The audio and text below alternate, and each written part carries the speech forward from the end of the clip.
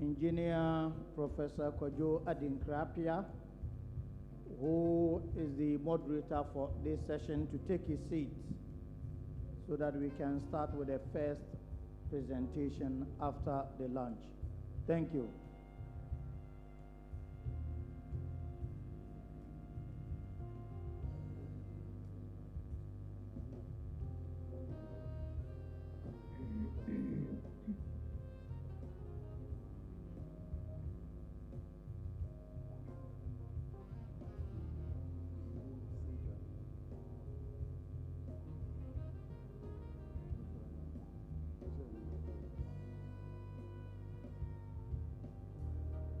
Hello. Good afternoon once again. Yes, we want to take one presentation from Professor Seja Malamaki Kurani. So, Adjunct Professor Seja Malanaki Kulamin is a Dean in Professional Teacher Education Unit at Han University of Applied Sciences, also the Vice Chair of the National Teacher Education Forum since appointed by the Minister of Education and Culture in Finland. She is interested in all types of education with a special focus on teacher development and global education. She has published more than 100 scientific and professional publications on education, as well as has work experience in education, research and development with vocational institutions, universities, and universities of applied sciences. So ladies and gentlemen, shall we be ready for a presentation, virtual presentation by Professor Seja Malanaki Kulani.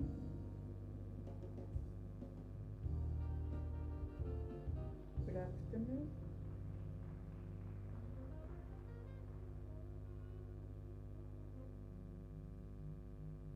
Good afternoon, ladies and gentlemen. Good afternoon. Yes, you can proceed. Yes, thank you. Good afternoon, ladies and gentlemen. I'm very happy for the possibility to present directly from Finland because due to health reasons I cannot. Please, DJ, take out the background sound. Would you kindly take out the background sound? Our technicians, please. Thank you. Yes. Madam, you can go ahead, please. Yes, thank you. Yes, I'm representing the National Teacher Education Forum, which is one kind of a social innovation to develop teacher education. The approach is based on the Finnish context and our administrational culture. So it is not top-down or down to top, but it's based on consensus where Ministry of Education, teacher education, universities, stakeholders, teacher unions work together. In Finland, vocational teacher education has quite a long history. And what is also quite nice is that our qualification is equal to any other pedagogical qualification. In Finland, vocational education is quite popular, and it is not only the second choice for youngsters, something less to compare to the general education. It varies a little, but usually half of the young people go to vocational education and the other the other half goes to general education. This is based on long-term development, and of course we have to keep very high the general appreciation of vocational education, because this also serves upper vocational education, universities of applied sciences, and they get then good applicants from vocational schools. This is based on a long-term development of teachers for the most, because they are the core in teaching. How to become a teacher in vocational education in our country? First of all, a typical student teacher in our country is around his or her 30-35 years, because they need to have at least a bachelor level or master level degree to be teaching in vocational institutions. In universities of applied sciences, teacher students need to have master's level or higher education, and then they must have at least 3 years of work experience. And after that, they can enter pedagogical studies. 60 European credits are needed. How they then develop themselves, and how do we develop teacher education? National Teacher Education Forum was an innovation from one minister of education called Sanni Grahn-Laasonen, who understood that in our culture decisions coming only from the top are not very well received, and we want to take part and be empowered in the development processes in universities. We were also quite happy in the first round of the program to receive some funding for pilot projects. Before piloting anything, the National Teacher Education Forum nominated a working group, and they did extensive studies, literature review, benchmarking, national digital brainstorming, and based on that data they constructed, or we constructed, a strategy and got the vision and targets to address. In the first round, from years 2015 to 2019, I must say and admit that we took too big a challenge, too many targets. There was so much to develop at the same time that it was not that possible. And in the second round, we were wiser and chose only 4 relevant targets which can be developed at the same time. What was very important, and one lesson to learn, that if you give resources to pilot projects, they also need quite careful follow-up and sharing the new information what they are producing. They need self-assessment and support for that to meet the targets. And if we think only of the teachers in the field and not the teacher educators at the same time, it does not work. One core issue and a lesson what we learned about these pilots was that it's extremely important to let the teacher educators themselves visit the schools, learn from example what is really needed in the schools in vocational education, so that they are both understanding the theories of pedagogy educational sciences, but also they are very close to the classroom to understand the needs.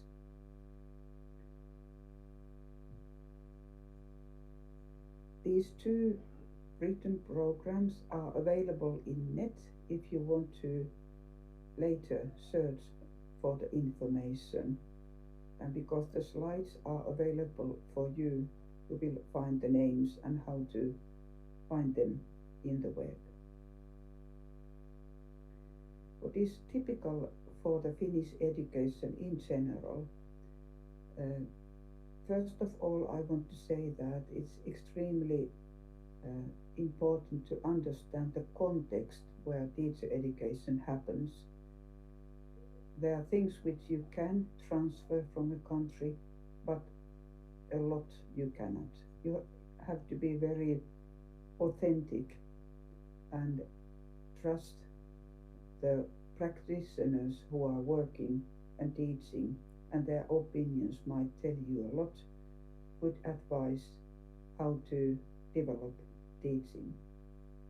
In Finland, our small country, very small nation, has to be understood. We are not willing to obey authorities, and this is especially possible because our teachers are having high education, so they are able to understand and develop their own practices themselves. And this is why we can also decentralize power to them. And also quality culture is based on teachers' autonomy a lot.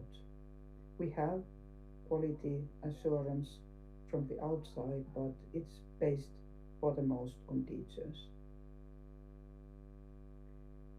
In Finland, we believe in the professional learning and development of teachers, and they need to be lifelong learners and life deep learners.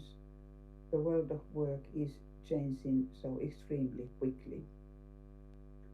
And also we believe in the social ecological school paradigm, where school is regarded as a system which is connected with a culture, with an ecology, and it's all the time undergoing an evolution. It's part of the local enterprise ecosystem. And in that kind of country, you need to co-construct knowledge with them, and you have to set them realistic goals, and more than govern, you need to coach the teachers and motivate them to develop themselves. In Finland, we also, of course, have things which we should improve. We should give more influence on professional learning possibilities nationwide and listen even more carefully to them and not only the national policies. And we should have more mentors locally in schools than we are having now. With mentors I mean teachers who are a little bit more developed than their peers in, for example, adapting new pedagogical tools. And nowadays our economical resources for the schools are not that good as they used to be due to the economical changes what we have been having since quite big things have happened in the world. I mean, for example, the wars, etc. OECD has made these suggestions how to get a reform success, and they are quite many. We studied carefully when we started to work in the National Teacher Education Forum, we studied these principles. But through years, we developed them a little bit further. And my last slide this time is this criteria which we learned, the lessons learned from organizing a nationwide teacher education development program. So what we learned is that we have to really recognize the needs and challenges in all the levels of education, starting from the school level, going to the geographical regions and the nation and the policy needs. We have to devote time for the change. First, enough time for planning and then implementation. It usually takes 2 to 3 years before a project, a pilot, is really showing some results. We need to engage teachers, teacher educators, stakeholders, and teacher unions and call them to the same table to construct the strategies. And this is the way to strive for consensus in the design and implementation of a reform. Resources are needed, not always so plentiful, but anyway, some resources are needed for specific development targets. And in Finland, we also saw it extremely useful and valuable that we did research over the pilot projects so that we could support the pilots with fresh data. Quality assurance and external assessment were needed, but what was the most important was a holistic approach to that. I promised to keep my presentation short and take this time, 15 minutes, and then I'm more than happy to communicate and cooperate later, because my contact details are in the slides, and there is also some more slides about how we developed specifically vocational teacher education in a large project what HAMP was organizing together with the other universities of applied sciences. Thank you so much. I wish you a successful Congress and lots of good meetings with colleagues and peers among the conference participants. Thank you. Thank you.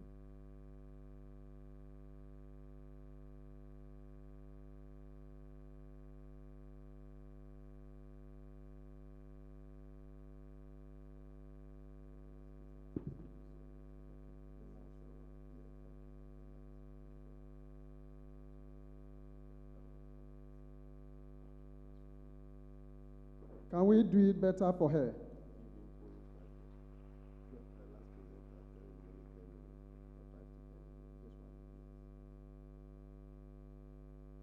All right, we will want to take the last presenter, and then we will end this session. And that is in the person of Dr. Kosam Joseph, East Africa Skills for Transformation and Regional Integration Project, ESTRIP, Uganda. So let me read a brief about him. Dr. Kosam Joseph. So you are here already. I'm looking for your profile. You are here. Okay, so why don't I allow you to speak? Please, because of time, you can take over if you are ready. Thank you very much. Okay, he says you can read his profile from the book, since we all have the books. Thank you very much. So So you have 10 minutes for your presentation, Doc.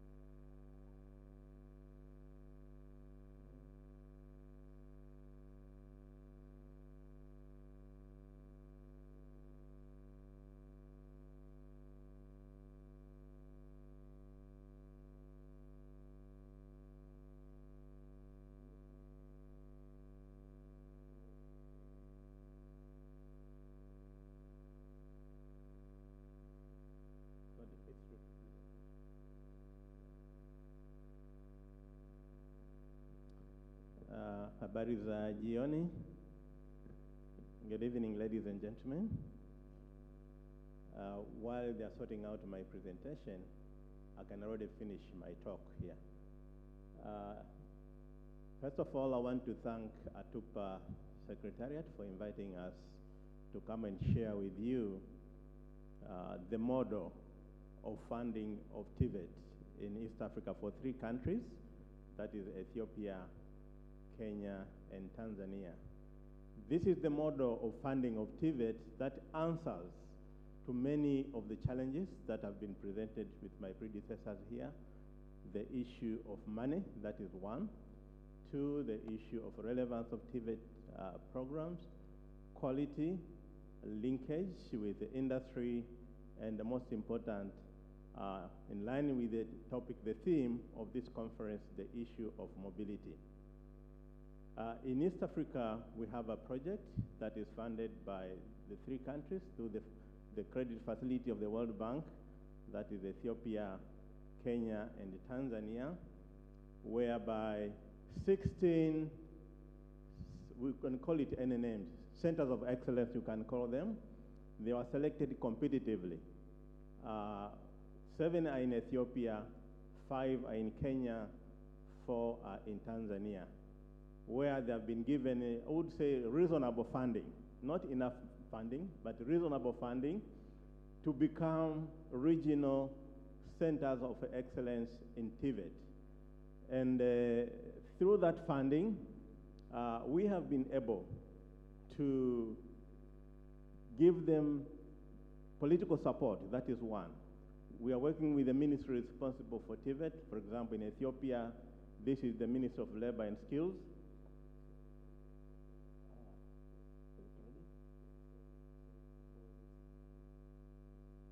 Okay, thank you very much.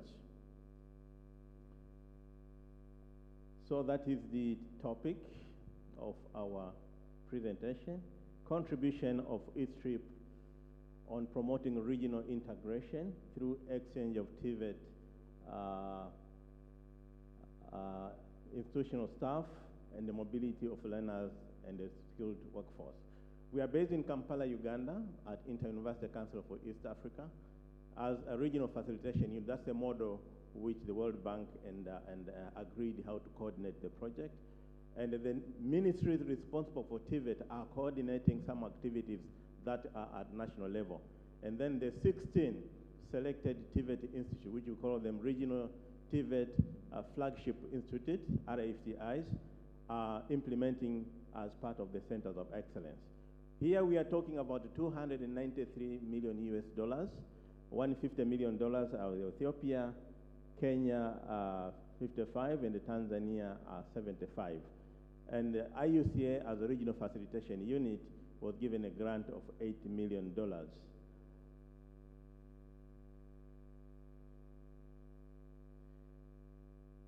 That is how the institutions are spread in the 3 countries. You can see the red spots, that's here that is written in Ethiopia, in Kenya, and Tanzania. And we have 4 sectors, which were chosen by the 3 countries as priority sectors to invest that money. That is power, energy, ICT, transport infrastructure, and manufacturing. The 16 are listed in the table there. I'm not going to read about them. Since you have this presentation, I'm sure you have a time to read about them. The statement of the problem, in line with the conference, is that the regional integration element of the project has quite enormous support from the 3 countries, because we thought as a region, we need to provide a mechanism to ensure that the 3 countries first, they have a policy document, policy regional frameworks that will support the movement of learners and teachers and the skilled workforce across the region.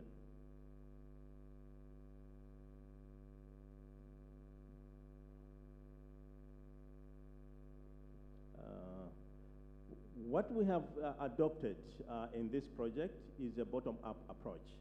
We didn't want politicians to dictate what is required for the project. So we first determined what are the requirements by the TVET institution, by the ministry responsible for TVET, to ensure that the mechanism for regional integration are achieved without any problem. So we brought on board all the national TVET authorities to be part of the technical working group. In Kenya, we have TVETA, which is the Technical Vocational Authority in Kenya.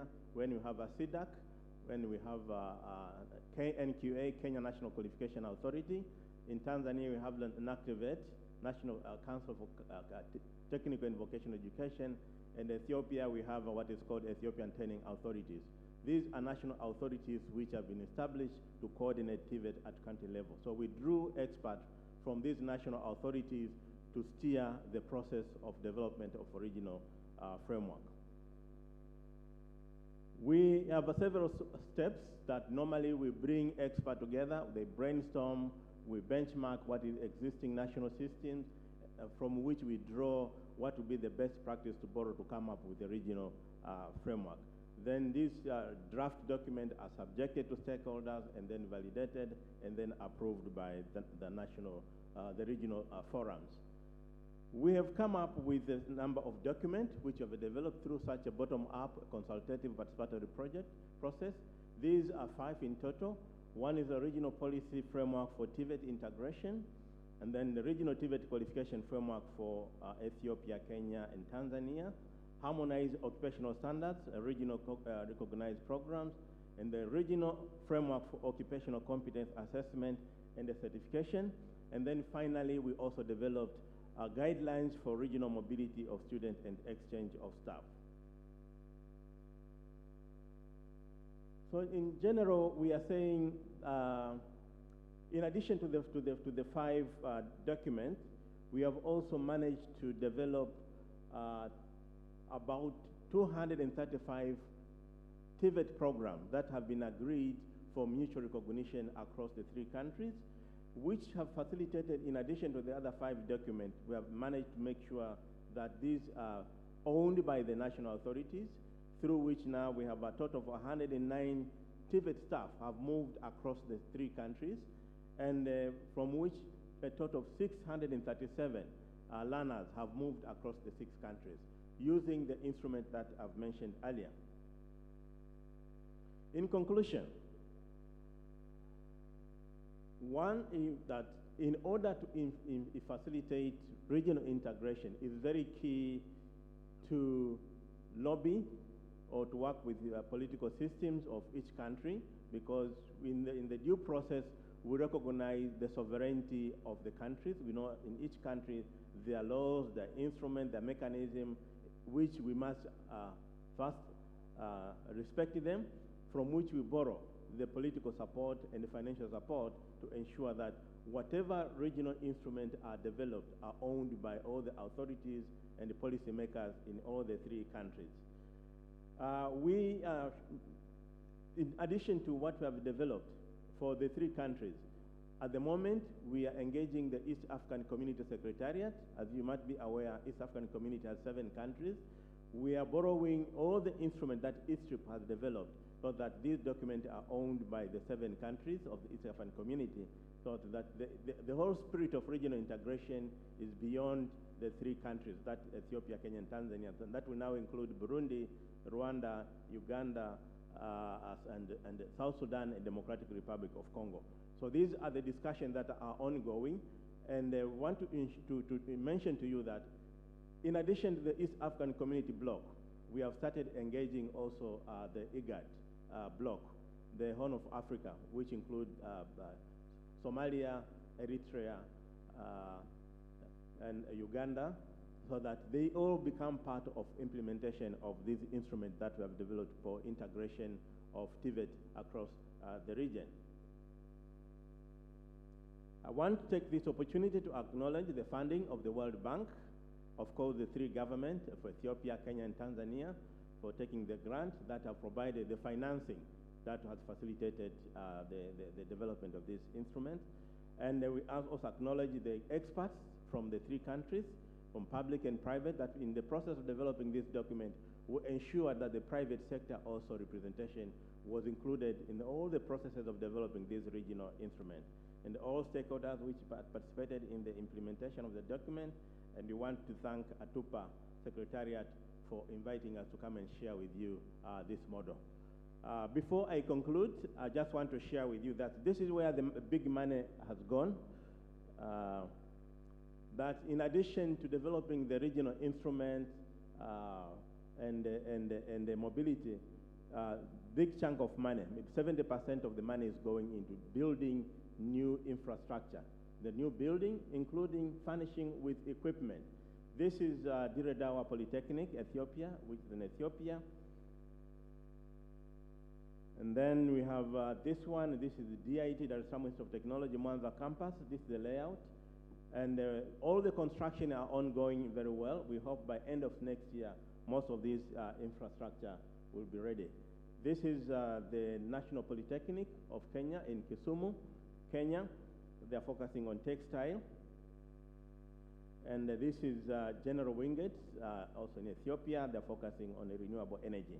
But in total, all the 16 centers of excellence are putting up new infrastructure in terms of building, workshops, laboratories, including acquiring state-of-the-art facilities.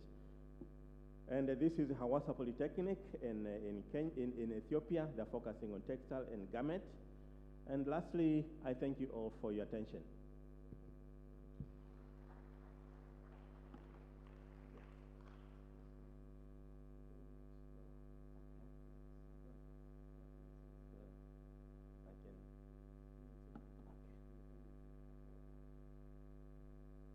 Can we do it for him again? For a very beautiful presentation with very nice designs. Good. This juncture, I bring my session to a close as chairman. So thank you for your contributions and your cooperation. Thank you. Thank you very much, Professor Kojo Adinkrapia, Vice Chancellor, Sunyani Technical University. Yesterday, we witnessed interesting pitches from our youth forum at the committee room 2. Now, it is time to announce and present awards to our startup Olympiads. May I now invite Erastus Mongal to come and moderate this session. That is going to last for just 10 minutes, after which the much awaited special session will come off. Thank you.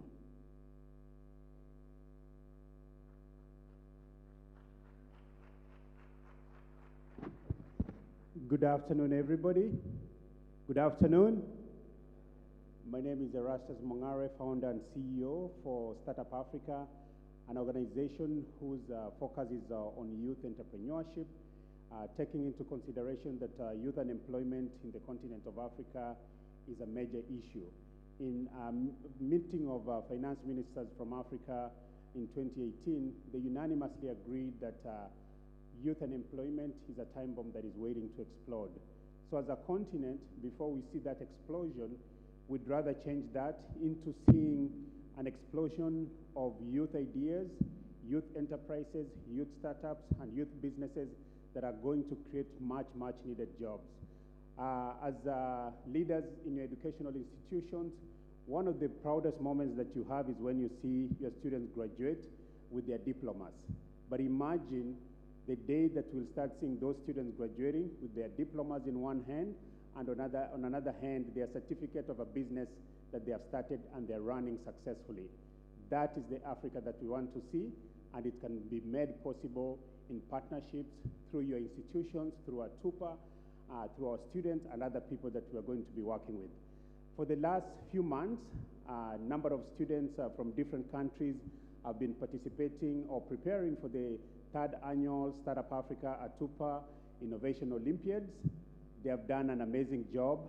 Those institutions or those teams that submitted their concepts, over 30 of them were taken through a rigorous judging process online by a team of judges where each of the concepts was evaluated by 5 judges. That gave us the final number of 20 teams that were invited to pitch at the semifinals of the Startup Africa Atupa Innovation Olympiad yesterday. And from there, we selected 7 that participated today in the final. So before we announce this year's winners, I'm going to, at no particular order, I'm going to invite some of those teams to come to the front just to give you a taste of what you missed if you're not in the room, but more importantly, for it to motivate you to be an ambassador for this Startup Africa Atupa Innovation Olympiad, so that next year, when we go to the next conference, you don't travel by yourself, but rather you travel with a team from your institution, because if we don't grow this seed now, when is it going to happen? If you don't do it, who's going to do it?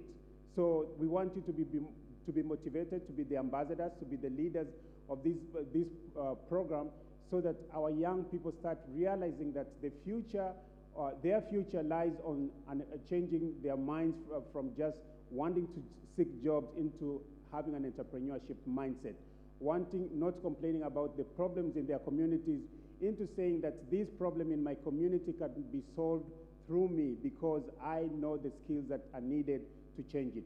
So I'm going to call the first team up, Chicks Carriers. Chicks Carriers team, where are you? Please move very fast because our time is very limited. Chicks Carriers, please move very fast, like young people, lead by example.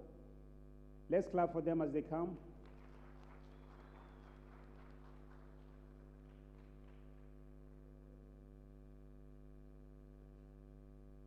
And as they come, the next team that is going to showcase will be JB's Tech. Please come to the front also.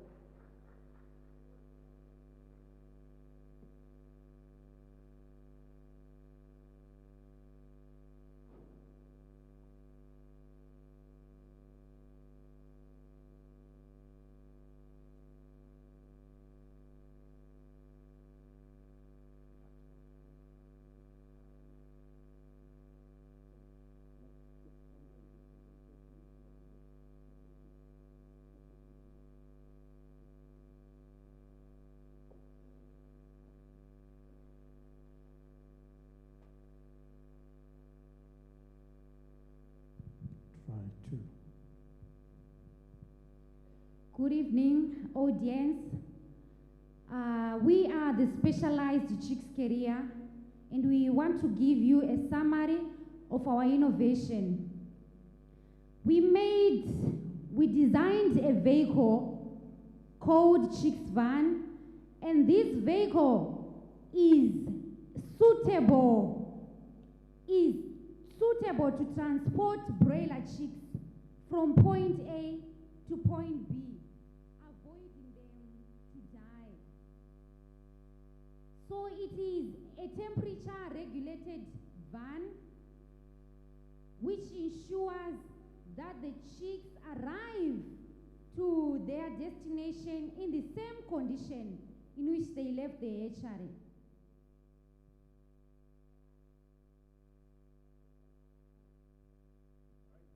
Let's give them a round of applause. JB Tech.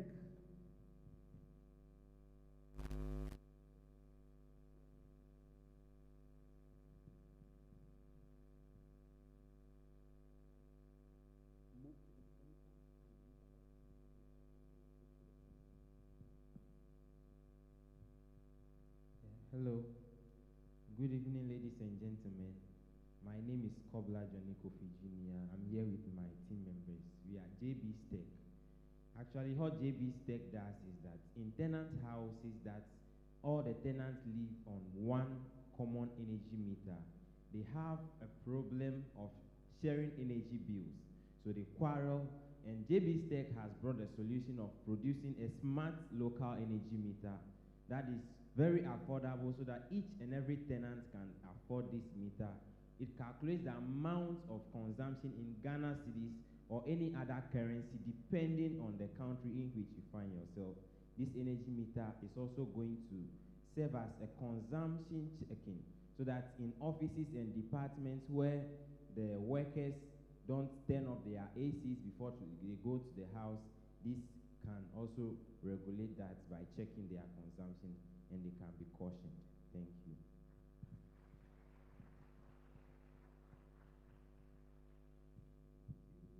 And then the next group and final group is JB's Tech.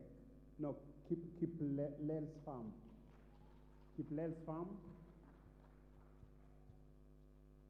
Lel's Farm. Is he here? Going once, going twice. He must be somewhere, and oh, here he comes.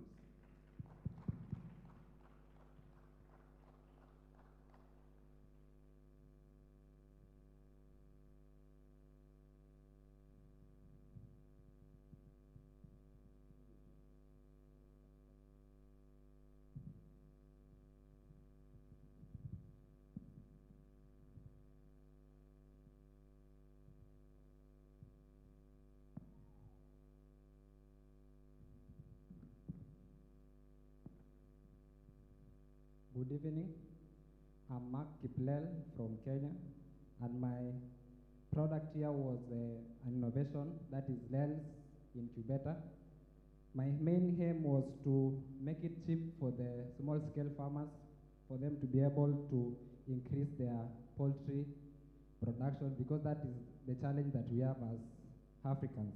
Maybe I can just go through how my product looks like. As you can see, it uses maybe the bulb, which acts as a source of heat that we place here, the fan, which helps in the distribution of the heat in our product, and the uniqueness of our product is that it can be able to retain the heat for up to 4 hours in case of power shortage. Thank you very much.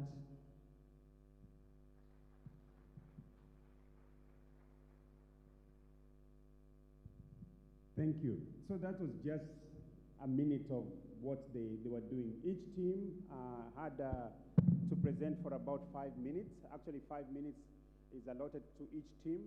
After their pitch, it's followed by 2 minutes, 30 seconds of questions and answers from the judges, and then from there they exit the stage. And today we have winners for you. But before we announce the winners, I'm going to call my colleague, the coordinator for our STEM to Entrepreneurship program, Caroline. Please come to the front. And also, more importantly, I would like to thank SG and your team for the amazing support that you've given during this journey towards making this day a success. We'd like to thank the organizing committee here for this year's conference, for the support also given. Your team has been amazing from yesterday until today, so thank you very much. And everybody that has given support to make sure that the event was a success. So at this time, I'm going to invite you, SG, the chair and the board chair, to come to the front to help us present the award to the winners.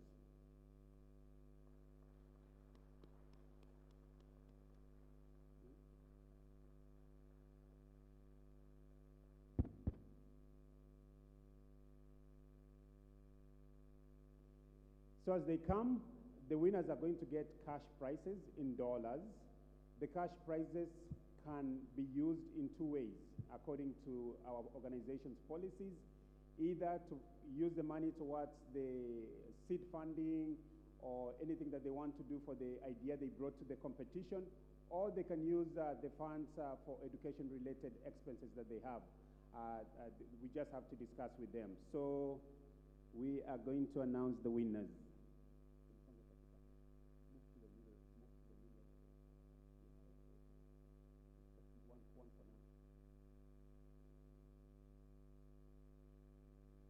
All right, at number 3, we have Kiplel's Farm.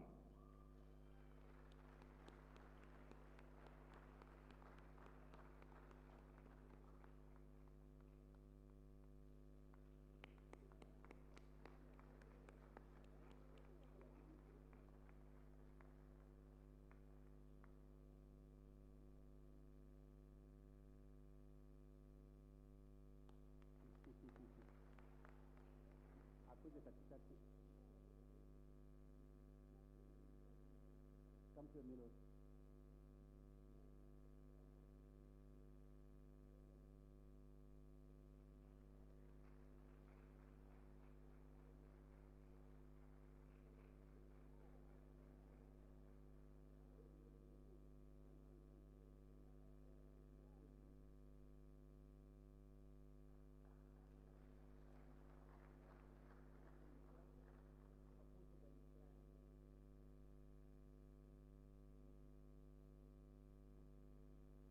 Just get on by himself.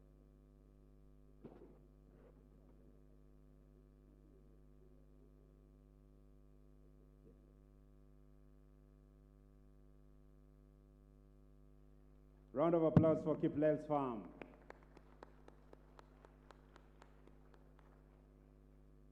All right. Congratulations, Kiplel. You may exit the stage. And coming at number 2. Number 2, we'll wait for Kiplel to exit. Chicks Carriers. Chicks Carriers.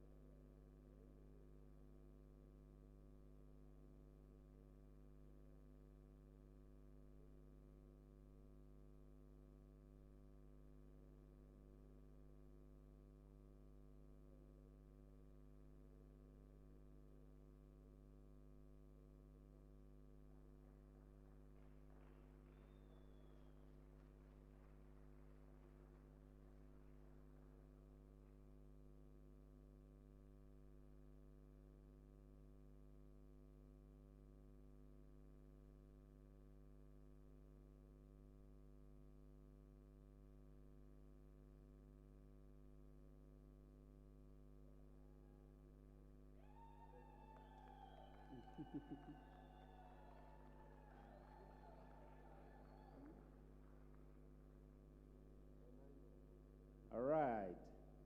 That was Zimbabwe, Team Zimbabwe. Congratulations, Chick Carriers.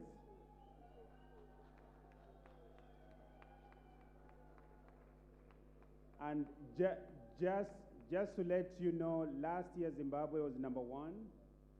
And they came back this year saying they were going to defend. So they have done a good job. So congratulations. And now for the grand finale, the winner for the 2023 Startup Africa Atupa Innovation Olympiad, JB Tech.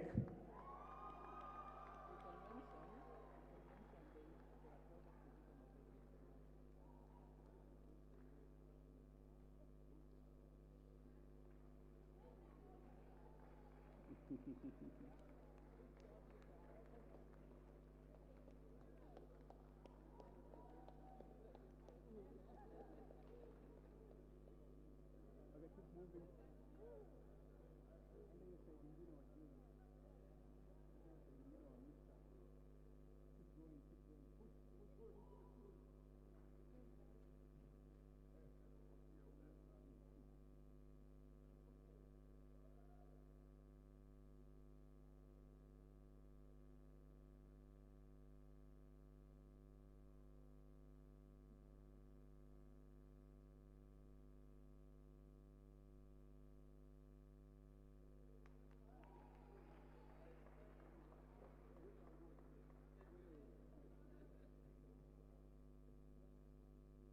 that your principal?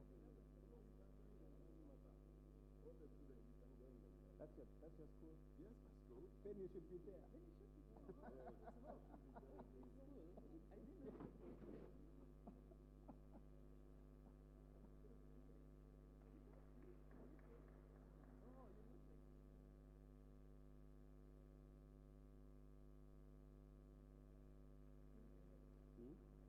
Yeah. Thank you.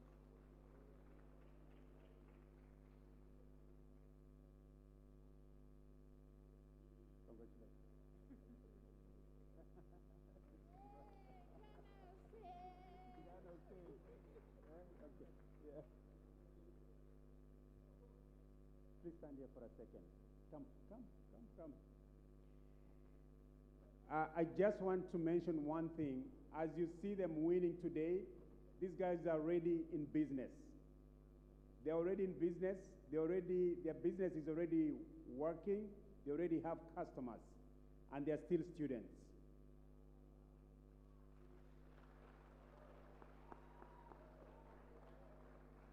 And their product is something that you can use in your own homes. So please make sure you mark their faces. Please make sure you see them. Please make sure you give them business, either directly or through somebody else that you know. Let's congratulate them one more time for the win. Thank you. I think that concludes our part as Startup Africa Atupa Innovation Olympiad for 2023. Again, one more time, please be goodwill ambassadors to your respective institutions, your respective countries. Let's continue to grow these initiatives so that Africa's youth can get the platform that they need to be job creators versus being job seekers. The minister earlier on spoke about initiatives like these ones, and if we don't do it again, as I said, who's going to do it? And if we don't do it now, when are we going to do it? This is the moment for Africa. Let's capture it. Let's help our young people become the job creators that we need for the continent. Thank you very much. Thank you very much. Now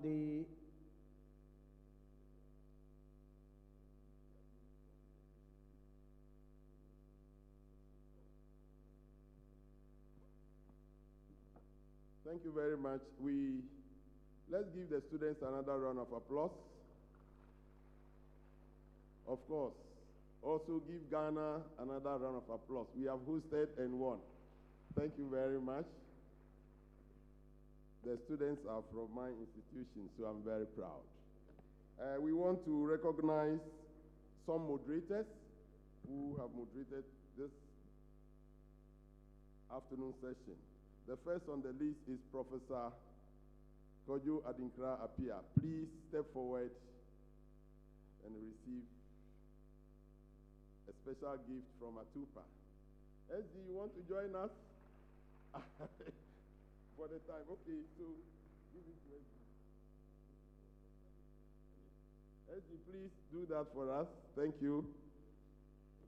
Professor Adinkra is the Vice Chancellor of Sunyani Technical University. Let's give him a. We also have a special gift for the moderator for the Youth Start Program, the Youth Forum, our brother Erastus Nangere. I don't know if I pronounce it well, but Erastus is easier. Kusam.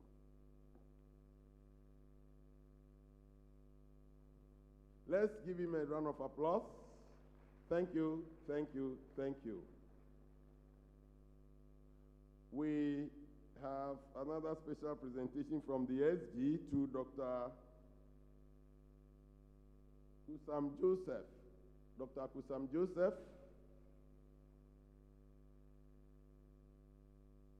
A special gift for you. Thank you for coming all the way from Uganda. When you were presenting the 3D, I want to ask you to come and put up one special one also in West Africa, especially in Ghana.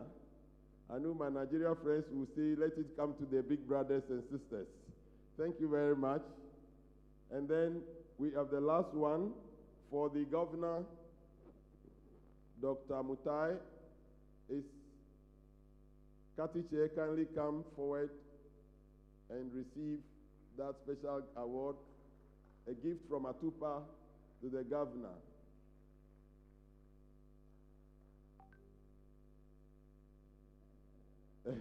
Yeah, I think his name is Equalizer.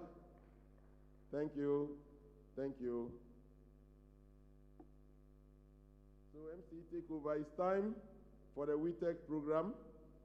And I can see all our women, especially waiting patiently for it. I hand over to the MC to take it from there.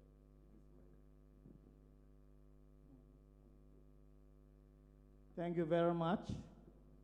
As I indicated, the much awaited, waited session. But before then, two quick announcements. One, please, if anyone will do a presentation, PowerPoint, or anything that will require the use of the screens, please make available your slides or your documents to the event secretariat today so that tomorrow we will set up. That is number one. Another important announcement, Dr. Afeti, you know, a renowned TVET book, Understanding TVET in Africa. Few copies are available. He is the former Secretary General of CAPA, and this is a very prominent book. Few copies available at the whole stand. You can get at 200 Ghana cedis or $20. So few copies are still available. Now, may I invite the moderator for the WeTech session, Professor Elijoy Michen, Deputy Principal, Tom Mboya University College, Kenya, to take over proceedings. Thank you.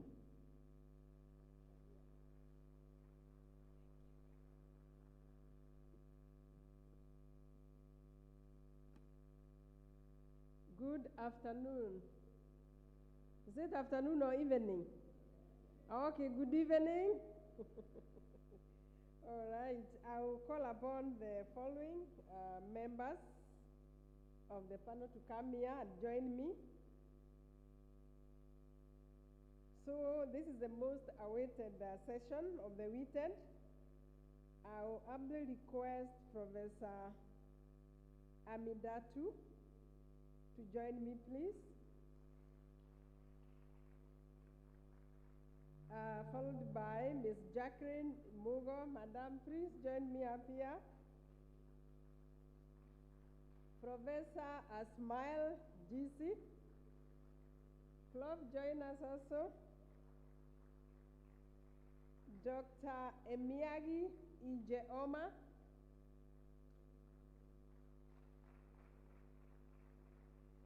Welcome, welcome. As they settle down, I'll be giving you a brief introduction of the origin of WeTend. Please settle down and then we start. That WeTend is a project that was conceptualized by the Commonwealth Association of Polytechnics in Africa, that is CAPA. And it was born out of reaction to the observed exceedingly low participation of women in science and technical education.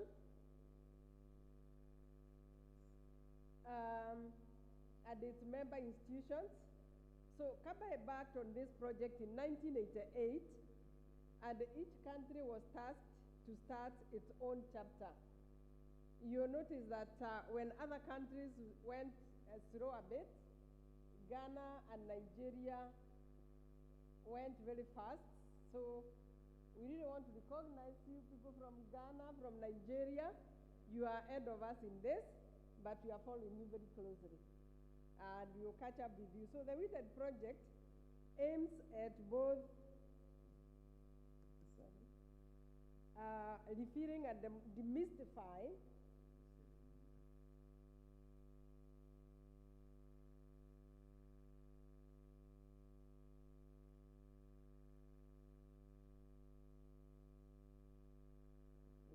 just immediately I'm through, eh? So I was saying that the WITED project aims at referring and demystifying the complex influences of the culture, historical, economic, and societal, and the gender-related reasons that impede female participation in technical education, training, and employment. So our objective is to enhance the participation of women in technical education at all levels, for economic empowerment towards achievement of Vision 2030. So we are going to focus on the following. This session will be guided by the following questions. What are the existing strategies in women's skills development in your respective countries? So the representatives here will be telling us what is happening in their countries. What are the steps that should be taken to develop a gender strategy? And who are the key persons at the institutions now who should be involved? Then we will be able to say what next. Before I introduce the members, I am advised that you need to stand up for a WITED anthem. Who is reading it? Nigerians, I'm told you are the people reading the WITED anthem. All around the world, women are longing to be free, no longer in the shadows of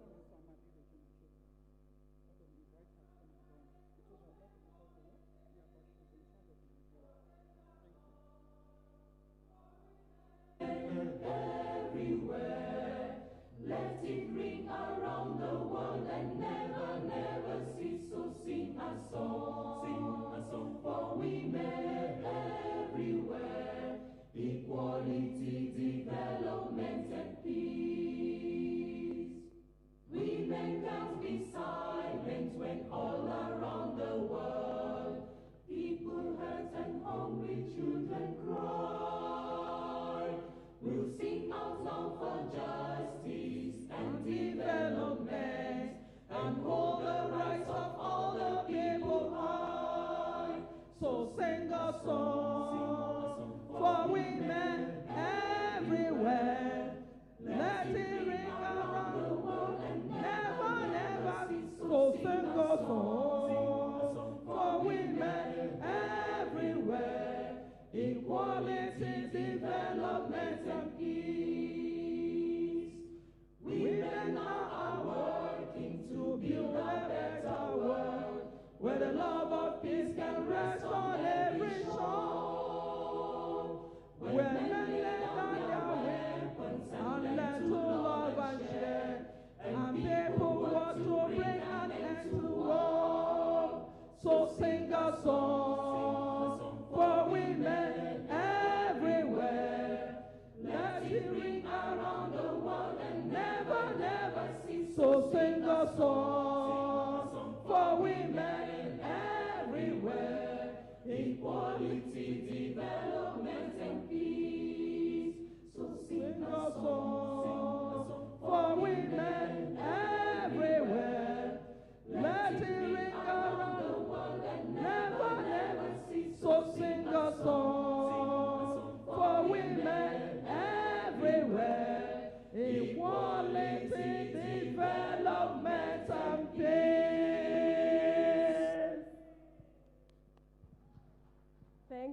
you very much. Dr. Amadi Regina, the National Coordinator, Nigeria, you could join us.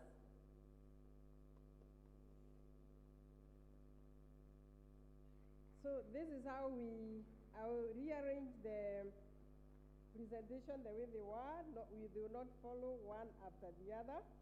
So because I want us to start with Ms. Jacqueline Mogo. Ms. Jacqueline Mogo is the Executive Director and CEO, Federation of Kenya Employers. She is also the Secretary General, Business Africa Employers Confederation.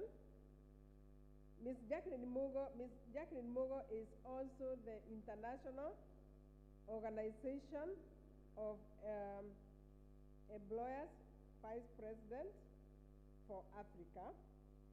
And by profession, Madam Mogo is a lawyer. Madam Mogo will be talking about employer perspective, what they are doing to encourage girls into STEM. Madam Mogo.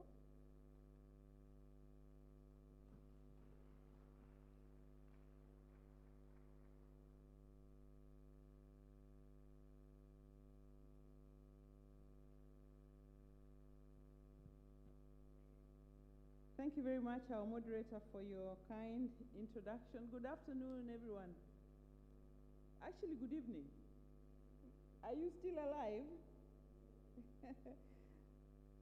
It is my pleasure to join this meeting on the invitation of the Secretary General of TUPA, with whom we have a memorandum of understanding.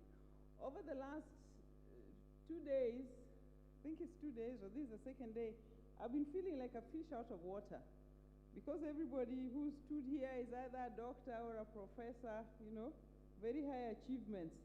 I've just been a worker most of my life, and although we lawyers call ourselves learned, I felt very unlearned in the last 2 days. But really my role this afternoon is very easy, and that is to bring the other voice to this conversation. I know we are focusing on women in technology and development, but I've also been counting how many times since we started the conference we've said the word employers. I've counted 3. Industry has featured quite a bit, but if we're going to talk about women in technology and development, we need to think about the platform where that can happen and the kind of partnerships that need to be there. So it is my pleasure to share with you what we as employers, focusing on the Federation of Kenya Employers, but really speaking from an African perspective, because we do have an employers body in the continent, and we do have a global body through which a lot is being done to create the policy space that is needed to advance the cause of women. The Federation of Kenya Employers is a business member organization. It's the equivalent of Ghana Employers Association or NECA in Nigeria, but there is an employers body in all your countries. I'm sure you know them. And what we do is to provide services to businesses, to enterprises, to strengthen their capacity in how they do their work. We do advocacy to influence the policy and regulatory environment, and we also have specific programs that target various aspects of the employment world. And one of them, over the last few years, especially in Kenya, has been looking at the situation of women, and especially girls, in technology. In Kenya, we have the Vision 2030, which highlights the need for intensified application of science, technology, and innovation with the aim of improving productivity and efficiency in the country. This ties in with the UN SDGs, especially the Sustainable Development Goal number 5, which talks about achieving gender equality and empowering all women and girls. Global gender equity campaigns have been an important vehicle for encouraging the increased recruitment of girls and women to embrace STEM subjects as a way of building a sustainable and just future where women and girls are no longer sidelined in scientific and technological fields. Kenya's nationwide educational reforms, which began in 2017, involves a change of curriculum, shifting from an exam results-focused curriculum to a competence-based curriculum, what we call CBC, which places an emphasis on learners also attaining skills in communication, in collaboration, and critical thinking, among others. We employers are experiencing a problem that when candidates come for interviews for various positions, girls included, they have weaknesses in these areas. And these are some of the areas that the minister himself was talking about that we've let go as we focus more on the technological aspect. So it's important to have curriculums that are all-encompassing. In today's world, technical education is taken as a tool to create jobs that can improve the livelihoods of the people in all sectors of the economy. But we know traditionally this has been regarded as a preserve of the male gender. This perception has led to major omissions during the government-led education planning processes, but I think we also have to recognize that Africa is increasingly working on addressing this issue. The underrepresentation of women in decision-making and STEM-related subjects paints a bleak picture. It is common to see women in STEM fields relegated to lower positions, lower salaries, or earning the same wage as men, but doing twice the number of responsibilities, although we do have International Labor Convention standards that talk about equal work, equal pay for work of equal value. We have research that shows that as country income rises, the gaps between the likelihood of studying STEM between women and men widens. Women in low-income countries are 7 percentage points less likely than men to enroll in tertiary programs in engineering, manufacturing, and construction. In upper middle income and high income countries, the gaps widen to 15 and 17 percentage points respectively. So as employers, through Business Africa Employers Confederation, which is our continental body, we have run programs which focus on improving working environments and encouraging social responsibility, or what we are increasingly referring to at ESG, looking at the environment, looking at the social aspects and governance issues in how we do business. As the Federation of Kenya Employers, we have collaborated with the Confederation of Norwegian Enterprise, NHO, to implement what we call Girls and Technology Program. This Girls and Technology Program targets young girls in secondary schools and TVETs in Kenya with key interest in science, technology, engineering, and maths, STEM-related subjects. The aim is to bridge the gap between the skills produced by learning institutions and the actual skills demanded by industry or employers. Innovation, science, and technology play a crucial role in achieving the SDGs globally and in Kenya. Girls and Technology targets to have 3,000 girls in technology by 2024, the program that we are running. This can only be achieved if we encourage girls and young women to pursue STEM education, if we inspire girls and young women to work in STEM careers, and also if we engage the private sector and promote collaboration through partnerships, and I will revisit this particular topic. I think the case for STEM subjects has been made since we started this meeting. We know that STEM forms the basis for a huge number of careers. Some of these careers are obvious, such as scientists, doctors, engineers, accountants, but there are other careers where this is equally important, which may not always get the attention it needs, such as software developers, pilots, architects. But this morning, the minister reminded us, Minister of Education, that even subjects that we think are no longer so necessary, such as geography and history and English, are also just as important.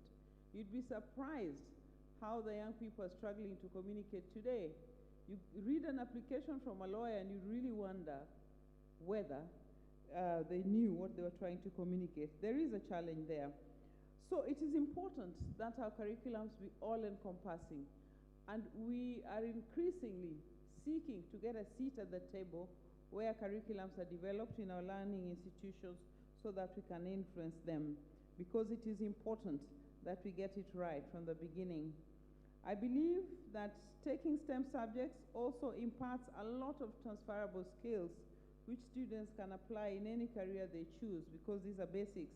And those of us who shied away from maths, which I did, you know, lawyers are not very good in maths and these STEM subjects, but you find that you have to look at finance in any business that you need. So these are very important subjects, and we need to find ways of young people identifying the strengths and skills that they have in this area so they embrace this subject. In the fast evolving world of work, skills development is key in seamlessly connecting education and employment. So allow me to highlight some of the perspectives that employers have with regard to STEM. We see some clear advantages in this. One, we believe it gives us a better choice of skilled workers. It provides a better platform for innovation and creativity in the workplace. It leads to higher levels of productivity, better customer experience, better financial performance for companies, better opportunities for employment of women. STEM, simply put, makes business sense. I'm glad to report that to date, the Girls and Technology project, which we are running, has reached and impacted 2,000 girls through career talks in various schools within the country, and has subsequently led to what we call the Adopt a School or Adopt a Laboratory initiative phase through partnership with various industries within the Federation's membership. Under this project, we are starting laboratories for schools in the rural areas. We are also building classrooms so that the rural area schools can have classrooms that are needed given the changes in the curriculum in Kenya, which has now started what we are calling junior secondary. A lot of schools are not ready for this, and as an employer's body, we are partnering with them to be able to help build this. The FKE Girls in Technology program, through mentorship, has provided an optimal way to encourage young girls to pursue emerging high-growth roles, particularly those requiring STEM math skills, by exposing them to the professional and personal experiences of actual female role models who have a successful profession trajectory in a STEM field. You'd be surprised how few role models there are for girls in the rural areas. And you who think you're just a mid-level officer or manager in a company, in an organization, would be a great role model to go back, if you went back and spoke to those girls and told them your story. We know as Africans we love stories. So in our program, we normally take successful women to tell their story to the young girls, to inspire them into some of these careers, which I'm sure you all do, because those stories would be an inspiration for any girl looking for someone to look up to. The Federation always takes opportunities extended to us to attend various conferences such as this one so that we can share our story. We also participate in events such as the Opportunities in Education and Career Progression, which is a program which is held in Kenya, during which we share with potential employers what employers are looking for, how to enhance employability of girls, and how to strengthen the linkages between the world of learning and the world of work, so as to ensure that the skills being provided in the labor market meet the needs and the demands of industry. So as I conclude, I'd like to do a call to action. My call to action has about 4 different components. The first one is that we must develop long-term policies and plans which include gender and STEM components in institutional policies. We need to raise awareness and promote the uptake of STEM subjects. This has been talked about. Engaging parents and girls in STEM, engaging employers as well, which can contribute to reshaping parental attitudes towards the participation of girls in engineering and other such subjects. The third one We need to teach and prepare future leaders to be aware of the importance of having greater participation of women in STEM programs. Changing mindsets. Changing mindsets is very difficult. In Kenya, for instance, we have a constitution that is very progressive. I think it must be one of the most progressive in the world. And in it, it provides for 2/3 majority of women in all spheres, including parliament. We've been unable to pass this law, and there are women in parliament, but that's been difficult to pass. So changing attitudes is very difficult. I believe we'll make progress if we promote partnerships with employers in the private sector, because and the learning world and the policymakers, employers can play a pivotal role in financing the learning in STEM by bringing not just financial support, but also opening up the world of work to women to learn and be ready for the world of work. We also facilitate exposure to female role models and internship opportunities, targeting secondary school girls.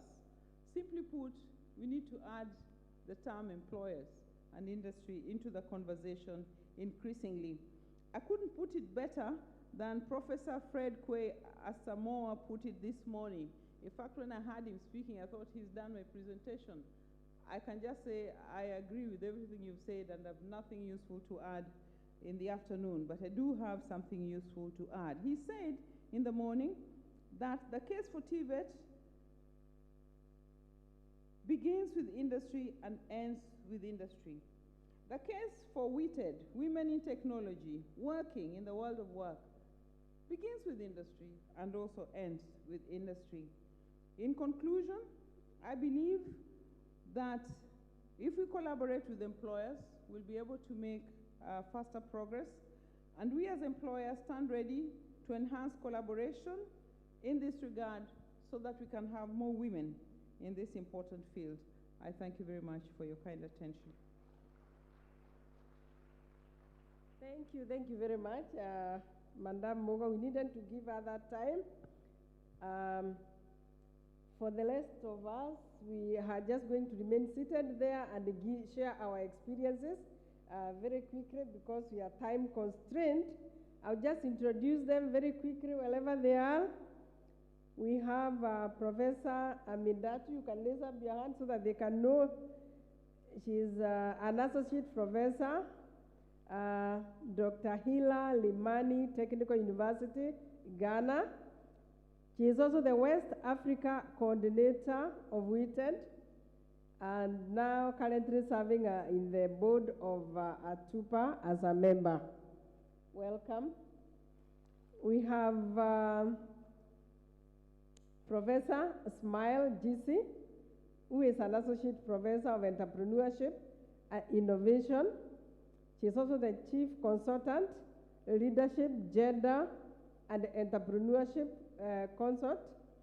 She is the former Vice Chancellor of Ridwa Technical University, and also a former executive member of ATUBA board. Welcome, Prof. We have Dr. Emiaji Ijioma, who is the head of department, computer science, at Federal Polytechnic, Nekende Oweli, Imo, Nigeria. Welcome. We have the WITED coordinator for Nigeria, Madam Legina. Welcome. I have shared the guiding questions with all of us, so I'll just be calling the person to start. And I want to start with Prof. Amidatu to give us the strategies that you are using in Ghana to promote WITED. Welcome. You can talk from where you are. So thank you very much. I think when we had a minister, in fact, we will not talk so much about it. He elaborated a lot about the activities and what the government is actually doing to promote education in general and also even for WITED. And he specifically even mentioned that we have TVET services now that is actually in charge of TVET in Ghana. There are so many policies, in fact, that birthed even WITED, and that is why we are really in this room. What we want to really look at is how the gender strategies in TVET here. First of all, I would like to start the discussions with the perceptions. We still have these perceptions. Just yesterday, we were trying to put our pull-up out there, and then one of us actually came to support us, you know, to put it up. In fact, we actually asked for his help. So, as women in technical education, there's this saying that physique is also part of whatever we are doing. So how do we actually manage these perceptions? I think our, educational institutions, especially at the junior high level, could help us do this very well. And also national program. In Ghana, we have a national program that really supports these things. And if we really, in managing these perceptions, if we are able to get these national programs on board, they will help. In Ghana, there's a slogan that says the girl child to school. It's a very prominent one that every little child in every corner knows. So if we adapt these things, we'll be able to manage perceptions in this TVET field. We can also use our TVET institutions just like we are doing, using ourselves as examples, women as trainers. In fact, most of us are there, and of course, when they see you in the classroom, they are happy you are there and you are teaching. And then it even explains it better that you are there, you are in front of them, and you're actually doing the teaching. We can also use guidance and counseling services. When our students are coming in, you can just use them as you have somebody counseling them and actually directing them to the programs. Our minister this morning made a point that, in fact, when it comes to parity, we have achieved. How then do we actually get these students into our the TVET programs? I think that is the major work that we have to do. And then, so mostly, women-friendlier environment. Sometimes when we send students to these places for industrial attachment, you would realize that even the environment is not friendly for the women and the young girls. And when you get there, it becomes a problem. They even don't enjoy staying in areas like that, especially in the informal sectors. The discussion continues also on practical support. Yesterday also we had these Chinese people come in, tell us that we can actually have collaborations with them. I think when we concentrate on that, so that once we find them there and we also link them up with these institutions, it will also help really in bringing our girls up and also in supporting the practical support area. And the job creation, normally when these girls go out there, I think we have to do this targeted talking to industry to really plead with these young girls when they go in. Sometimes the moment they see them and she's a girl or she's a woman, we all know what it means. Already their eyebrows, oh, can she even do it? Can she even do it? But I think that if we as institutions really take this thing up, it will be a way to promote these girls. I think I will leave my points here. So the point I'm making here is that we have three main areas to really promote women in TVET, and this has already been done by the government, NGOs, and so many government institutions. One, managing perceptions. Two, getting the TVET institutions involved. And three, improving our practical support and also pleading with employers to really pay attention to our females. Thank you. Thank you, Prof, for those points. We are noting them. The rapporteurs, I hope you are noting all this because we will share it among the member countries so that they can use these points to grow their WITED. I will give this chance now to Dr. Emeagi to give you a comment. Tell us what is happening in Nigeria in terms of strategy. Thank you very much. Good evening, everyone. Thank you for this privilege I'm honored. I have my national, the country president for WITED here. I know she would also have a lot to talk about. I'm a member of WITED. As at the time I gave my information, I was the HOD for computer science. I completed my tenure last week, 3 years tenure. I'm no more the HOD, please. But currently the National Secretary for Forum for African Women Educationalists, Nigeria, and also a member of this. I would, since I've been given this mic to speak, I would only talk about a few strategies that if implemented, it will also help in guiding WITED.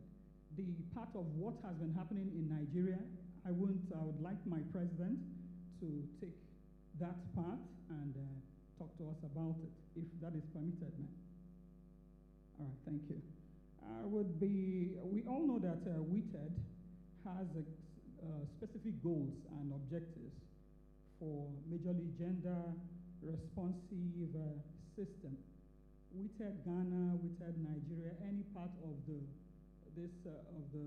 African, any of the countries within Africa, WITED, I would advise that they get fully involved in the country's gender responsive education sector planning. Yes, gender responsive education planning. We don't just leave it for the ministers of education, for the commissioners of education. In Nigeria, we have ministers for the entire nation manning this system under the Federal Ministry of Education. In the state, we have commissioners. We don't just leave it for them. We have to also get involved, because while they are building the budget, analyzing the past and implemented budget, certainly there are cases where they mention gender responsiveness, gender inclusivity, gender involvement in the educational sector. How do we ensure that this is actually implemented to the fullest? It's not just about mapping out a percentage of the budget to say, okay, this percentage will go for females, probably building toilets for the girls, building toilets for the boys, and giving them a safe learning environment, or assisting them in certain health things they need, like the sanitary towels and the rest of it. These are small things that matter, that really matter in the girls' educational pursuit. So if WITED has a way to get involved in this, it will go a long way. From time to time, WITED, we know that it's an interest group, should assist the educational sector or other related sectors to make recommendations, especially based on population analysis. WITED can assist in advising the ministries of education during budget planning, investments based on population, challenges with respect to a particular country. In Nigeria, in other countries, we might have challenge of school dropping out, challenge of insecurity, abuse on girls, on women, and so on. It's with respect to a particular country. WITED should also get involved, if not subtly involved. It might sound ambiguous that we might talk about the ministries and WITED getting involved, but it is very necessary, because that is where the whole empowerment is coming from. Financial empowerment and enablement is coming from. If we don't look in that direction, things will keep going as business as usual. Some of our politicians, our leaders, might not be well guided according to those that wear the shoe and knows where it pinches. So we in technical education, teachers, lecturers, workers in this area, that we know where it pinches. We know these girls who are graduating, we know the boys who are graduating, what they need and what should be given to advised based on recommendation or advice to the governing body that matters in this area, in what to do and what not to do to make sure we hit the nail at the head in the aspect of getting involved. WITED should also assist in making recommendations, not only nationally, but also statewide. They should be able to analyze and study the situation and make recommendations, like I mentioned. It's with respect to the situation we met in our countries, in our states. What are the peculiarities? What are the setbacks? And we work with that, make some form of analysis, make some decisions, and then forecast and predict. If this doesn't happen, look at what could happen. We have so many forecasting and analysis tools we can use to analyze systems based on data collected, based on past experiences. If we keep on leaving it for them, they are not wearing the shoe, and they don't know where there is a pinch in this shoe. So while we do the analysis, we make while we do some data collection based on situations with respect to our states, countries, we also help them make decisions. And we tell them, based on this, it is all about some subtle way of advising them on the way forward. We're not telling the governor or the president what to do, but we're advising them based on analysis. You know, analysis is very powerful with evidences. When this is done, they will say, okay, this is what will happen to our girls if so and so thing doesn't happen, if we don't implement this, if we don't implement that. So WITED should be able to ensure the education sector plan is gender responsive, gender transformative, and gender inclusive. All of these will remove all the barriers in education and its planning. All right. WITED must also apply the science of persuasion. Like I mentioned earlier, WITED is not a fighting body. I hope my language is good enough. It's not a forceful body to get things. All right. My moderator, I will have to obey her. I will continue. I have more points. Thank you. But I just want to hear if there is something Dr. Amandi would like to add on WITED strategies in Nigeria. Very briefly, please, 1 minute, Dr. Amandi, 1 minute. Thank you very much. We talk about strategies for women, skill development. In Nigeria, we have it well strategized. And to make sure that we achieve the steps for developing this gender are tailored by framing programs. When WITED was conceptualized by Kappa, now you should say Atupa, the COHES, that's the rectors in Nigeria, to ensure implementation, brought it down to Nigeria and set up WITED to implement. And from there, then, we have well-stated, clear organigram in Nigeria for WITED to try. And it has been there. So when you talk of the key persons involved in the institutions, we have it well laid down and in the organigram. That's the leadership, the gender experts, the educators, the student representative, the industrial representative, and linkages. What did we do? The COHES set up WITED. The COHES are manning WITED and supporting WITED in Nigeria. So the COHES elect a WITED COHES chairman to oversee the activities of WITED in Nigeria to ensure implementation. And when they do that, what do? Then the rector, that is now the COHES WITED, will carry the secretariat of WITED.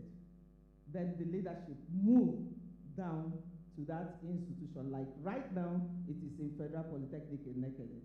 And then that rector will now appoint the coordinator who will be in charge, coordinate for him or her in all the activities in WITED, in trying to tailor mentorship, networking, feasibility of learning.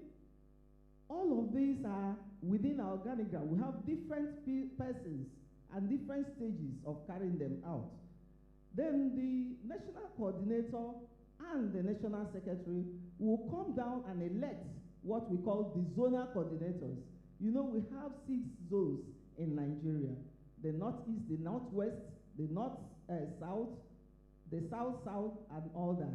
So for each of these zones, we have what we call the WITED zonal coordinators who man the activities of WITED in their zone. And then coming to the institutions, that's why when I look at what you people have there, I led chapter. I don't understand what you mean by chapter, because in Nigeria, we have chapters. Chapters, WITED chapters means the chapters in the different institutions in Nigeria. In the nation, we have what we call the WITED NCC, National Coordinating Committee. These chapter coordinators will now come to the nation and form the WITED Coordinating Committee. And whatever activities that play out, they carry out awareness, advocacy, visiting of royal fathers, religious leaders, to see that the impact of the female inclusiveness in whatever happens within the institution, especially in educating of the girl child in Nigeria, is taking place.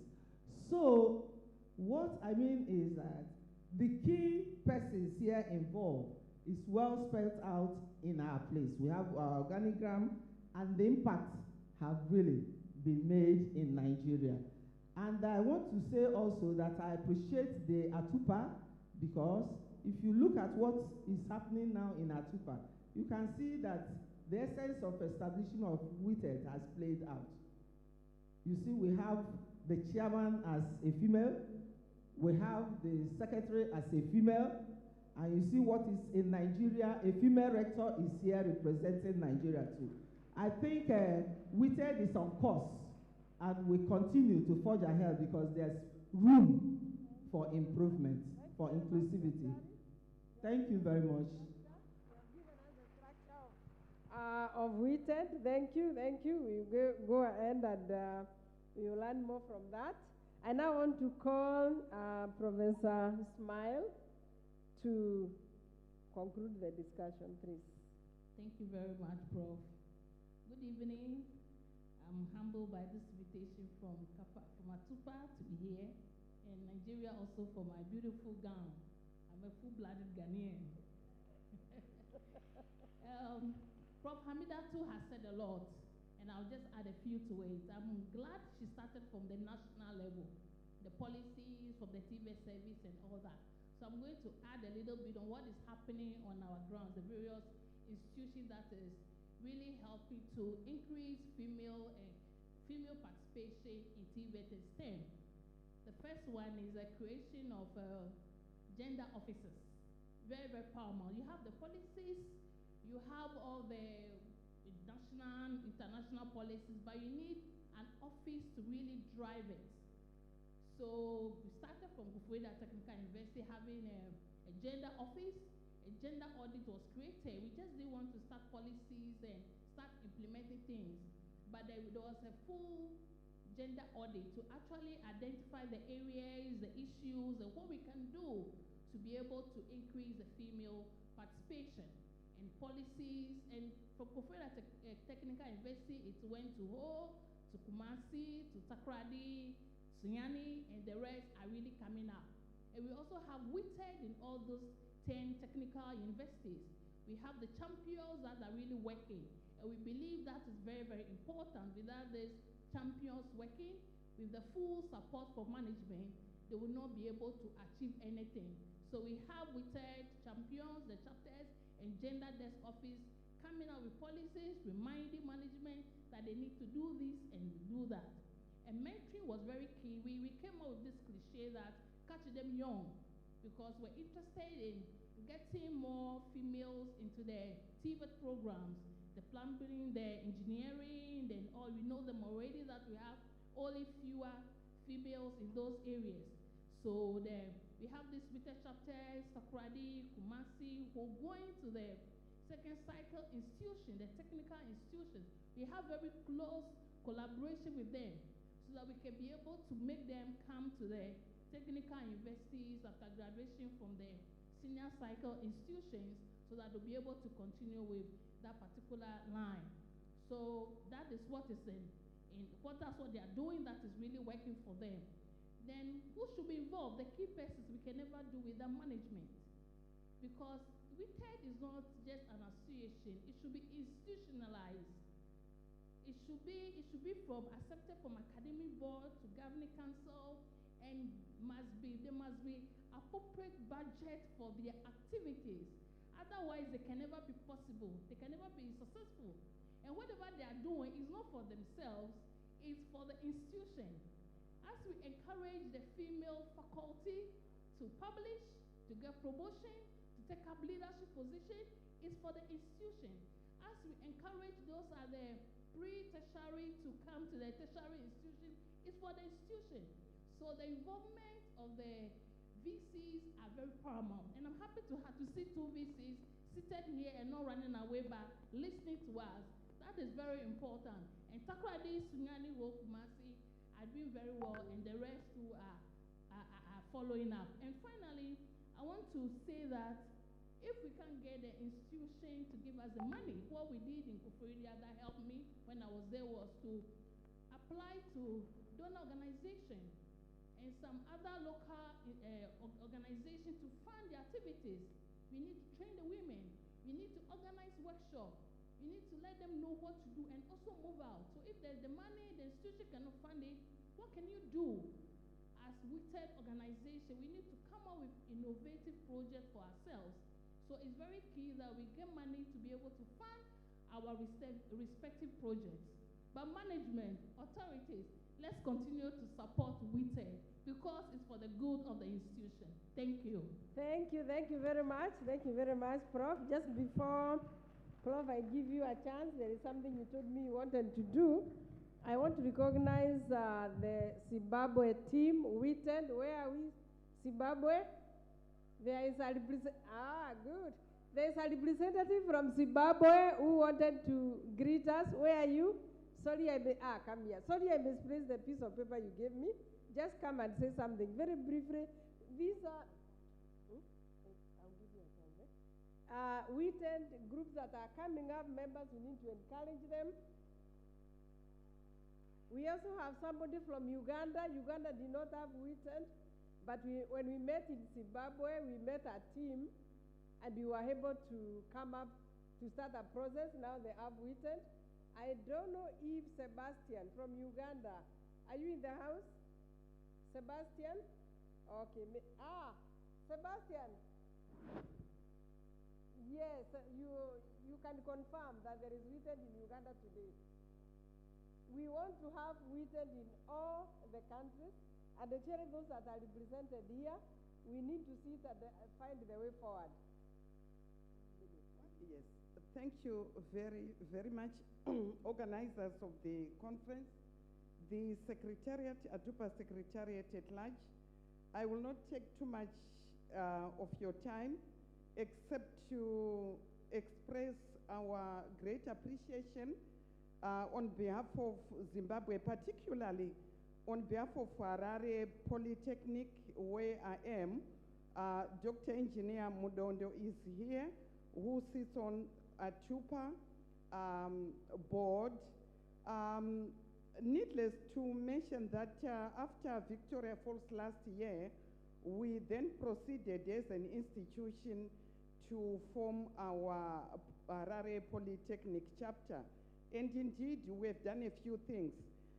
The paper that I had presented, ladies and gentlemen, was going to share with you that, among other things, our WITED chapter has gone out of its way to imbue, to integrate the formal and non-formal female TVET approach to say, apart from the much time that we spend in the institution, we felt it necessary that we also take into account the more deprived female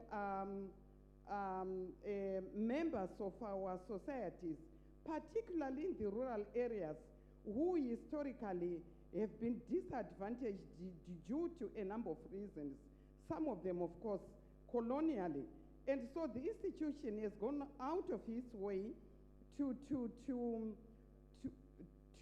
no, I'm not even going to use the slides in the interest of time, to impart skills. In other words, what we've done is to tailor-make the formal programs that we offer in the institution and simplify them to the levels of the semi-skilled rural members. And it's really amazing the results that we get there in the various areas of bread making, basic sewing, and really, so at the end of the day, we are talking of the informal TVET. This way, we are imparting skills, technical vocational skills, and this integrates well with our government policy of NDS1, National Development Strategy 1, in line with our Vision 2030. And as an institution, we have termed it the Integrated Skills Outreach Program, whose vision is to create skills supermarkets for rural industrialization. This was the thrust of my paper. Thank you very much, ladies and gentlemen. I wish you all the best as we go through this session. Thank you so much. Do we have any other country just to recognize you? Malawi, are we here? All right. I just want to make an appeal outside this session. Maybe if you are here and you have not yet formed a WITENT in your country, you could see me and you have a sitting with these experts and they guide you step by step on how to start it. At least I'm aware Kenya, Zimbabwe, Uganda has formed it now, Ghana, Nigeria, you are quite ahead. So there are several other countries that among the 21, I think I had the chairperson Atuba mention there are 21 member countries. We want to know where are these other countries that have not yet formed WITENT. If you are here today, we can have a session tomorrow outside the program and we can walk you through the steps because we want WITENT started in every country. Zimbabwe, Alale Polytechnic, you have taken off. Please encourage the others within the country to start WITENT in their institutions. I think you are given a very good structure from Nigeria, from Ghana, from Kenya. We can walk you through.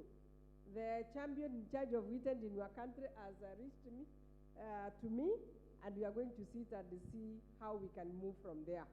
But please, I'm making an appeal for the other countries. Let us all start this WITENT in our respective countries. In summary, we have gotten so many points. We are going to share them with our various countries. And you know, when I listened to the minister this morning, actually he was talking with us through what they are doing in Ghana. And they are formed girls, there was a girls engineering club that we saw, where they had the drone. And what he was emphasizing is that we just need to change the mindset. And when I listen to all these people, they are talking about change of mindset, and you get girls into it. And Ghana has already achieved the gender parity. That is very encouraging. We need to learn more from you. We need to know the various ways in which we can make TVET attractive to girls so that they can register in many of the programs. And another thing that came out from the minister is the way they are supporting girls who are taking engineering courses.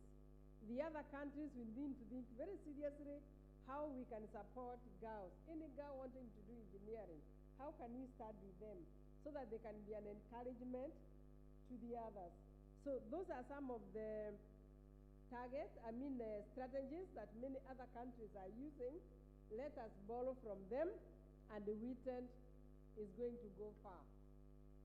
And now that we have a representative in the Federation of Kenya Employers, who is thinking very seriously about how these girls can be absorbed, and also trying to work with us to ensure our programs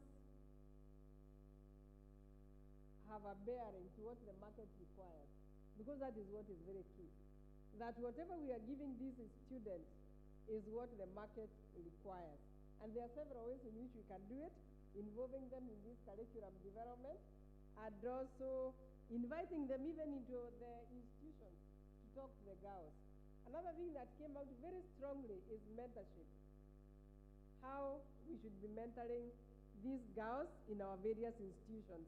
Where in secondary school, as we work with them, we need to give them mentorship, and they will register more in STEM. Otherwise, thank you very much. I want to give Professor Smile 1 minute for an activity she wants to conclude with. 1 minute. Thank you. Just 1 minute.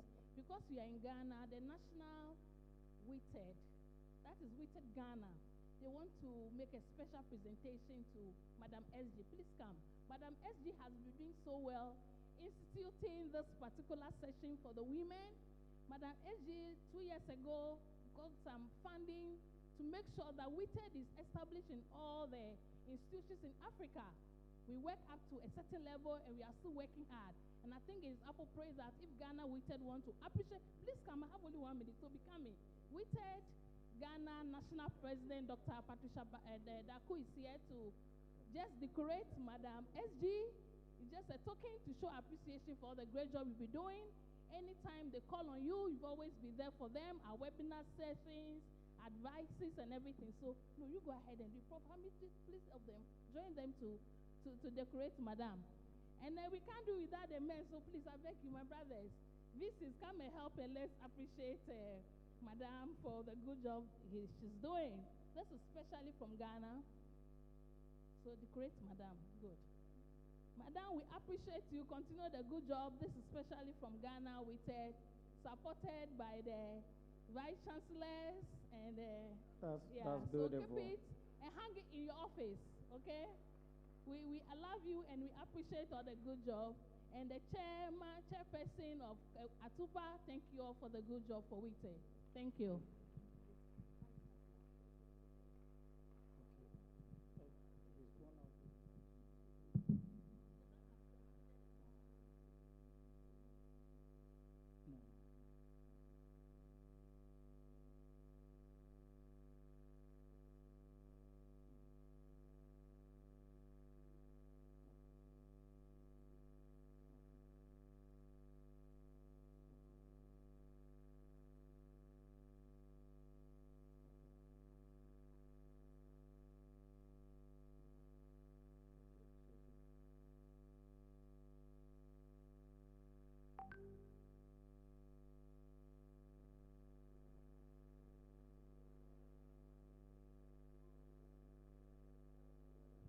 Thank you. Thank you. Then the SG is also going to appreciate our WITED resource persons. So let's begin.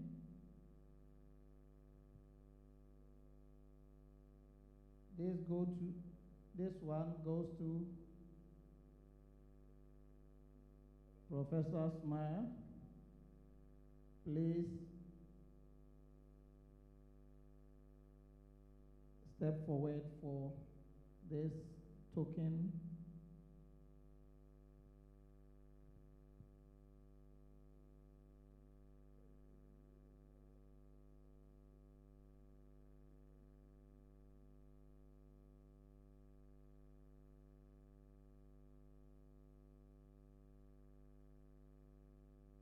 Professor Hamidatu, Prof. Hamidatu, please.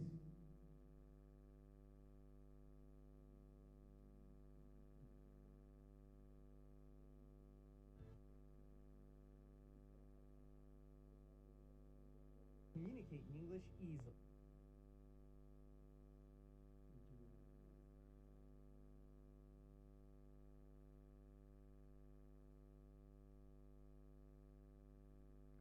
Dr. Mrs. Ijeoma, please. Can have all the success in the world and still feel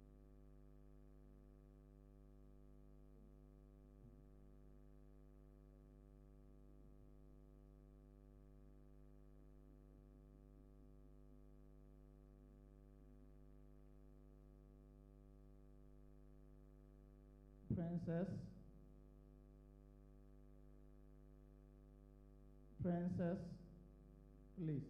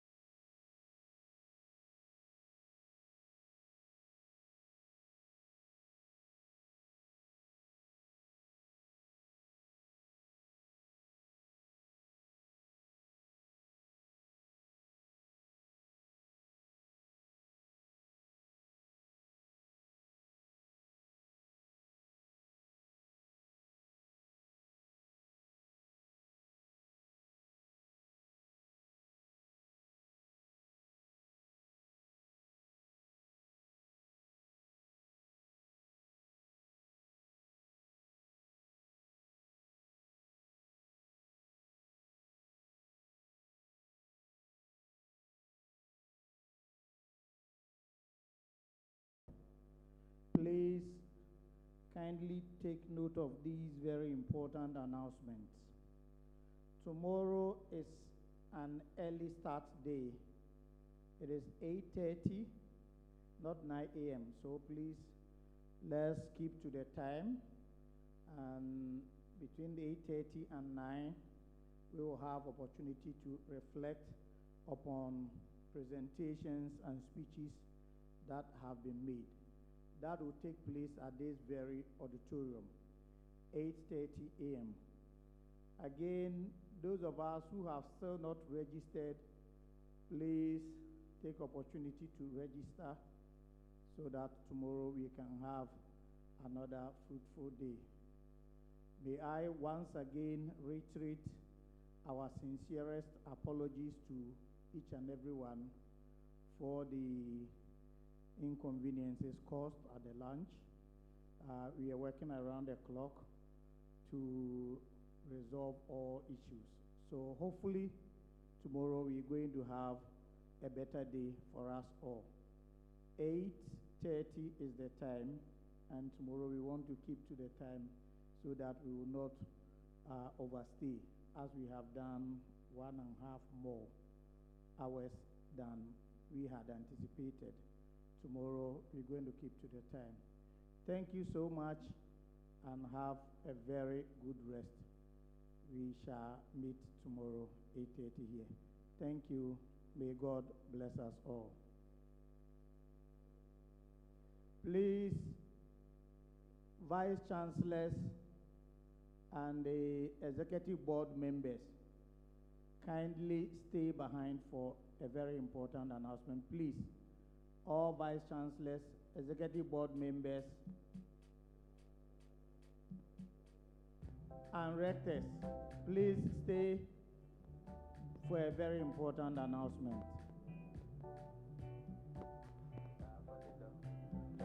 Waited Ghana, please, Waited Ghana, come forward for a group photography. Waited Ghana chapter, please, all members are kindly requested to come forward for a very beautiful photography.